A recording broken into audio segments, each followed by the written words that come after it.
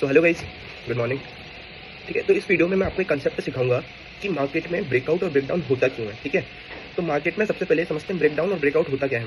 देखो, ब्रेकआउट क्या होता है कि अगर मार्केट एक सर्टेन लेवल से बार बार रजिस्ट कर रहा है तो और उस लेवल को एक बार में कट कर गया बहुत तेजी से, तो बहुत तेजी से मार्केट ऊपर जाता है, तो उसको बोलते हैं हम ब्रेकआउट।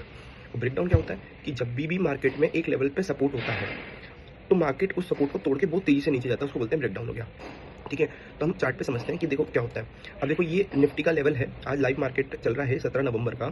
अब देखो यहाँ पे ये 26,000 का लेवल दिख रहा होगा, यहाँ से मार्केट शार्प फॉल हुआ है। ठीक है, ठीक है, तो ये एक तरह से मार्केट के लिए रेजिस्टेंस है। लेकिन अगर मार्केट इसको ब्रेकआउट करेगा तो बहुत तेजी से ऊपर जाएगा। यहाँ पे अगर मार्केट ने इसको ब्रेकआउट किया तो बहुत तेजी से ऊपर जाएगा।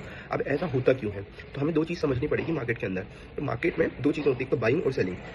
मार्केट बढ़ता कब है, जब मार्केट में बायर्स बहुत तेजी से आते हैं, बायर्स बाइंग करते हैं तब मार्केट बढ़ता है। और नीचे कब गिरता है मार्केट, जब सेलर्स सेल करते हैं तब मार्केट नीचे गिरता है। लेकिन इन दो रीज़न के अलावा भी दो रीज़न और होते हैं मार्केट में ऊपर और नीचे जाने के लिए।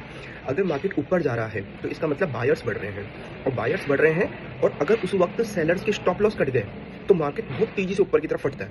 ठीक है, दूसरे केस में मार्केट नीचे कब, मार्केट कोई सपोर्ट है वो कब तोड़ता है, जब आप सेलर बढ़ रहे हैं, सेलर बढ़ रहे हैं at the same time buyers के अगर स्टॉप लॉस कट गए तो मार्केट बहुत तेजी से नीचे जाता है। ठीक है, अब हम इसको चार्ट पे देखते हैं। देखो यहाँ पे क्या हुआ कि यहाँ पे जैसे 26,000 का लेवल है, यहाँ से शार्प फॉलिंग आई है। क्यों फॉलिंग आई है यहाँ से शार्प, क्योंकि यहाँ पे किसी ने, लेट सपोज जो सेल करने वाले हैं वो सेल कर रहे हैं।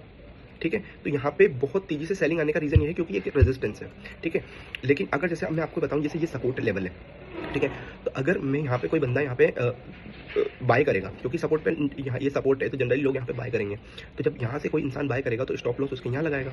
ठीक है, लेकिन मान लो मार्केट नीचे आया तो यहाँ पे उसका स्टॉप लॉस कट गया, मतलब बायर हट गया और at the same time seller entry ले लिया, तो ये मार्केट नीचे फट जाएगा बहुत तेजी से। ठीक है, इसको बोलते हैं ब्रेकडाउन।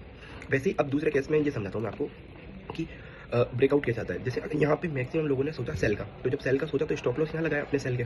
तो अब धीरे धीरे अगर मार्केट ऊपर आया तो यहाँ पे सेलर्स के स्टॉप लॉस हटेंगे, तो सेलर्स हटेगा और बायर अगर यहाँ पे एंट्री ले लेते हैं तो ये मार्केट ऊपर की साइड पर जाएगा। इसको बोलते हैं ब्रेक आउट, है ना। और इसको क्या बोलते हैं, यहाँ पे बोलते हैं ब्रेकडाउन। ठीक है, इसको बोलते हैं ब्रेकडाउन। तो ये बेसिक कंसेप्ट होता है ब्रेकआउट और ब्रेकडाउन का। दूसरा एक और कंसेप्ट बताना चाहूँगा इसकी, जैसे एक सेकेंड, देखो ये लास्ट टाइम क्या हुआ था, बिहार इलेक्शन थे 14 तारीख को, बिहार इलेक्शन के रिजल्ट थे, तो मार्केट ने एक दो कैंडल में ही, ये देखो दो कैंडल में ही पूरे इंट्राडे हाई को भी ब्रेक करता हुआ ऊपर चला गया था। तो ये कितने पॉइंट्स का हुआ था, ये लमसम 5-10 मिनट के अंदर मार्केट 150-200 पॉइंट चढ़ गया था। अब होता क्या है ना कि इतना जब तेजी से बढ़ जाता है मार्केट, तो यहाँ पे मार्केट के जो फेयर ऑर्डर्स थे वो स्किप हो जाते हैं। तो मार्केट क्या होता है ना, ऐसे ऑर्डर्स को कवर करने के लिए एक बार नीचे आता है। ठीक है, तो ये कंसेप्ट है कि मार्केट अगर एकदम से शार्प बाइंग या शार्प सेलिंग दे दे तो मार्केट उसको कवर करने के लिए आता है। यही चीज़ आप देख सकते होंगे जब मार्केट में गैप अप और गैप डाउन होता है, वहाँ पे भी जो फेयर ऑर्डर्स रहते हैं वो स्किप नहीं कर जाए मार्केट, इसलिए मार्केट उसको फिल जरूर करता है एक बार के लिए। ठीक है, तो यही कंसेप्ट है guys. Thank you so much.